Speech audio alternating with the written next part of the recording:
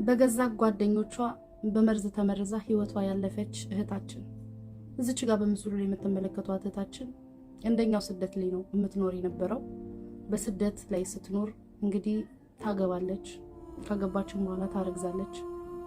ልጇን በሆዷ ያለውን በእጇ ለመታቀፍ 5 ቀናት ሲቀሯት በገዛ ጓደኞቿ ፕሮግራም አዘጋጅተው ኬክ አስደፍተው በዛ ኬክ ላይ መርዝ አድርገው በመርዝ መርዘው ህይወቷ እንዲያልፍ አደረጉ። የእውነቴን ነው። እንደዚህ አይነት ነገር ስንሰማ ከማጋ ጓደኛ እንሆናለን? ማን ነው የኛስ ጓደኛ? ከማጋ ነው ወጥተን የምንገባው? ከማጋ ነው አንድ ማዕድ ላይ ቁጭ ብለን የምንበላው? መቼ፣ እንዴት፣ በምን አይነት ሁኔታ ነው እንደዚህ አይነት ነገር እኛ ላይ የሚፈጠረው ብለን በጣም እንድንሳቀቅና በጣም በቃ ሰው የሚባል ነገር እንድንጠላ ነው የሚያደርገን እንደነዚህ አይነት ነገሮች ማለት ነው። እና እቺ ልጅ እንግዲህ ልታስቀይም ልትበድል ብዙ ነገር ልታረግ ትችላለች። ግን እቺ ልጅ በእግዚአብሔር እጅ ነው ያለችው። እቺ ልጅ ነፍሰ ጡር ናት። ቢያንስ እንኳን እሷን በተጠሏት ማህፀኗ ላይ የተሸከመችው ልጅ እንዴት አላሳዘኗችሁ? እሷ ላይ በተጨክኑ እንዴት ማህፀኗ ላይ የያዘችው ልጅ ላይ ተጨክናላችሁ? ዱዳ የሆነ ልጅ የእውነት ነው የምላችሁ። ይሄን ያህል በቀል ምን አለ ብትደበድቧት? እግዚአብሔር ምን አለ የሆነ ነገሯን እንደው ቀምታችሁ አልሰጠም ብትሏት ህይወቷን የልጇን ህይወት ከምትቀሙ። የምር በጣም ነው ልቤ የተሰበረው። የእውነት እቺ ልጅ 7 ዓመት ነው ስደት ቆየች የተባለው። 7 ዓመት ሀገሯ ሄዳ አታውቅ፣ ቤተሰብ አታውቅ።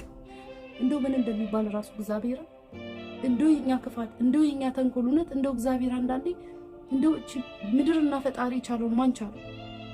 ለምን ይሄኔ በመከረኛ ወንድ ነው እኮ ጸባቸው ያለው ሀገር ሴቶች አብዛኞቹ። ወዳጅ መስሎ ጠላት። እውነት ፈጣሪ እኔ ከጠላቴ ራሴን ጠብቃለሁ፣ ግን ወዳጅ መስሎ ከጠላት ከሚሆንብኝ አንተ ጠብቀ የሚባለው ለካ እውነት ነው። ወዳጅ መስለው ጓደኛ መስለው በዚህ ልክ እቺን የመሰለች አበባ ይቀጥፋል። ኧረ በስመ አብ ወወልድ ወመንፈስ ቅዱስ በጣም ነው የሚያስፈራው። እውነት ራሳችሁን ጠብቁ። ኧረ እኔ ጥላዬን ራሱ አላምንም ካሁን በኋላ።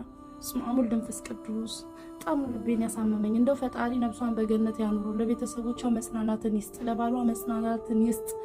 ሀቀኛና እውነተኛ ትክክለኛ ጓደኛዋ ለሆናችሁ ለሁላችሁ ፈጣሪ መጽናናቱን ይስጥ፣ ለኛም ለእህቶቿ መጽናናቱን ይስጥ። በጣም ነው ልቤ የተሰበረው። እግዚአብሔር ውሽ በስመ አብ ወወልድ ወመንፈስ ቅዱስ። ኧረ ዘመኑ አልቋል። የእውነት ዘመኑ አልቋል። እኔ በዚህ ባለቀ ዘመን ነው እየኖረን ያለ ነው። ስደት ላይ በዚህ ልክ መጨካከን፣ አንዱ አንዱን ላጥፋ ማለት። ኧረ በስመ አብ ወወልድ ወመንፈስ ቅዱስ ፈጣሪ። ሰላም አለይኩም ወራህመቱላሂ ወበረካቱ። ውድና የተከበራችሁ የቻናሌ ቤተሰቦች ያላችሁበት በዓለም ዳርቻ ሰላማችሁ ይብዛልኝ። ዛሬም በአዲስ ቪዲዮ መጥቻለሁ። ለቤት አዲስ ከሆናችሁ ሰብስክራይብ እያደረጋችሁ አዳዲስ ቪዲዮዎች ይዤላችሁ ብቅ እላለሁኝ። ዩቲዩብን ቀዝቀዝ ብለዋል፣ እኔም ጠፍቻለሁኝ። የባካችሁ ሼር ላይክ እያደረጋችሁ አዳዲስ ነገር እንመጣለን። ከእንደዚህ አይነት ጓደኛ ይጠብቃችሁ ይጠብቀን። ሀቂቃ ነው የምላችሁ። የሚሰማው የሚወራው በጣም የከፋ የማመን የሚከብድ ነገር ነው። የተለያዩ ቪዲዮዎች ይቀርባሉ፣ የተለያዩ ነገራቶችን እንሰማለን። ነገር ግን በጆሮ ሰምተን በአይናችን አያሳየን ማለት ነው።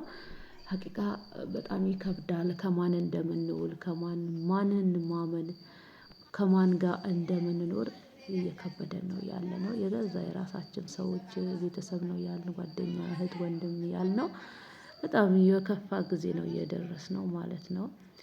እና ከእንደዚህ አይነት ጓደኛ ይጠብቃችሁ። ሀገራችን ላይ ዓለማችን በዓለም ዙሪያ ያለው በአሁኑ ዘመን በቃ የሰው ክፋት በሰው ላይ ሲህር ድግምት በዝቷል። ከእንደዚህ አይነት ነገር ይጠብቀን ማለት ነው።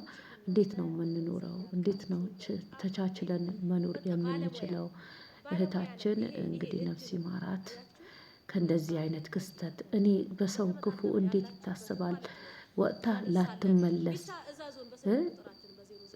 አትመለስም እኮ በቃ ተጸጽተን የማናገኘው በሰው ላይ እንዴት ክፋት ይሰራል? ለሰው ልጅ መጣላት ያለ ነው፣ መጋጨት ያለ ነው። ብዙ ነገራቶች ሊፈጠሩ ይችላሉ። ነገር ግን ላይመለስ እንዴት ሰው ላይ ክፋት ይሰራል? ሀቂቃ የባካቸው እንደዚህ የምታደርጉ ሰዎች የእጃችሁን አገኙ፣ የስራችሁን ይስጣችሁ።